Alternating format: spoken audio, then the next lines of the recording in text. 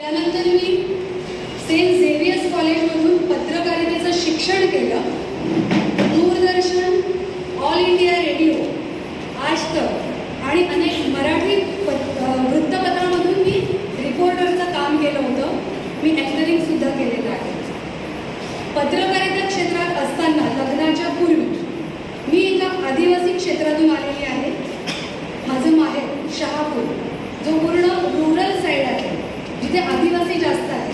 आणि माझं माहेरचे माझे वडील, माझे आजोबा दोन्हीकडचे सगळे काँग्रेसचे सक्रिय कार्यकर्ते होते. लहानपणापासून मी समाजसेवेचा त्याच्यामध्ये वाढलेले आहे. म्हणजे त्याचे संस्कार माझ्यावर लहानपणापासूनच आहे. जरी लग्नानंतर मी तुम्हाला कुठे ॲक्टिव्ह पॉलिटिक्समध्ये दिसली नसली तरी माझे मिस्टर ॲडव्होकेट धनंजय जुन्नरकर हे पहिल्यापासून अगदी म्हणजे काँग्रेसचे सक्रिय कार्यकर्ते आहेत. आणि त्यांच्या खांद्याला खांदा लावून मी त्यांच्याबरोबर नेहमी सतत काम करत आहे. काही छोट्या गोष्टींची आधी मी तुम्हाला हे सांगेन की भगवती हॉस्पिटल इथे पूर्वी पालघरपासून ते गोरेगावपर्यंत सगळ्या प्रकारचे पेशंट यायचे. रात्री 2 वाजता 3 वाजता आमच्या घराची वेळ वाजायची. कुणी जळालेलं असायचं, कुणाचा ॲक्सिडेंट झालेला असायचा. आणि तिकडचा पट्टा आदिवासी ते लोक देखील यायचे, लोकल देखील यायचे. पण प्रत्येकाला रात्री 2 वाजता उठून आम्ही मदत केलेली आहे. कधी कमी याचा सोशलायझेशन नाही केलं, जो आला त्याला मदत करत. आणि केवळ मुंबईतच नाही तर मुंबईच्या बाहेरही आम्ही, माझी बहीण शिक्षिका आहे. एक छोटासा किस्सा सांगते. ती शिक्षिका आहे जिल्हा परिषदमध्ये. जिल्हा परिषदमध्ये रुरल साईडमधली मुलं येतात शिकायला. आणि एक रस्त्यावर दगड फोडतात बघा, दुसरीमध्ये असलेली मुलगी, तिच्या हार्टला होल होतं. तिच्या बाबांकडे पैसे नव्हते, डॉक्टरांकडे गेले तर 6 लाख रुपये खर्च सांगितला होता, जो त्यांना परवडत नव्हता. ते राहणारे कुठे? मुरबाड.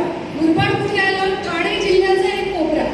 आम्ही राहतो कुठे? मुंबईमध्ये. आम्ही एका प्रोग्रामसाठी गेलो होतो आणि माझ्या बहिणीने सहज सांगितलं आम्हाला की असा असा इश्यू झाला आहे. 5 मिनिटामध्ये आम्ही KEMच्या डीनला फोन केला. तिने चौकशी केली, असा असा प्रॉब्लेम झालेला आहे. त्या मुलीकडे कुठलेही डॉक्युमेंट नव्हते, कारण ते रस्त्यावर काम करणारे त्यांच्याकडे ना आधार कार्ड, ना रेशन कार्ड. आणि ज्या आयुष्यमान योजना वगैरे असतात त्याच्याकडे डॉक्युमेंटची गरज असते. तिच्याकडे काहीच नव्हतं.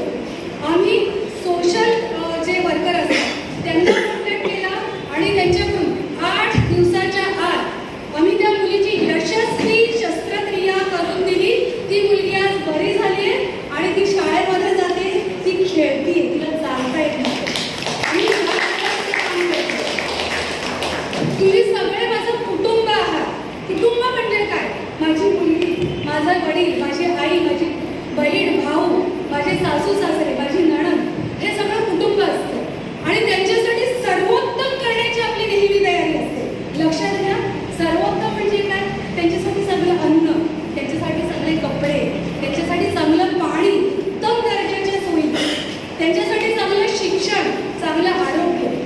आणि जर माझ्या कुटुंबासाठी मला ते सर्वोत्तम करायचं आणि तुम्ही सगळे जर माझं कुटुंब आहात तर त्यांच्यासाठी या वॉर्डमध्ये सर्वोत्तम प्रकारची आरोग्य सेवा, सर्वात चांगलं शिक्षण मिळेल अशा शाळा, सगळ्यात चांगल्या प्रकारचं पाणी मिळेल अशा प्रकारची पाण्याची सोय, आणि ते देखील लवकर. कारण इथे रात्री पाणी येतं. प्रत्येक बिल्डिंगमध्ये ना वॉचमन असतो पाणी सोडायला. पण हे जे गोरगरीब आहेत ना, त्यांच्याकडे रात्री 11 वाजता पाणी येतं. त्या बायका दिवसभर राबतात आणि रात्री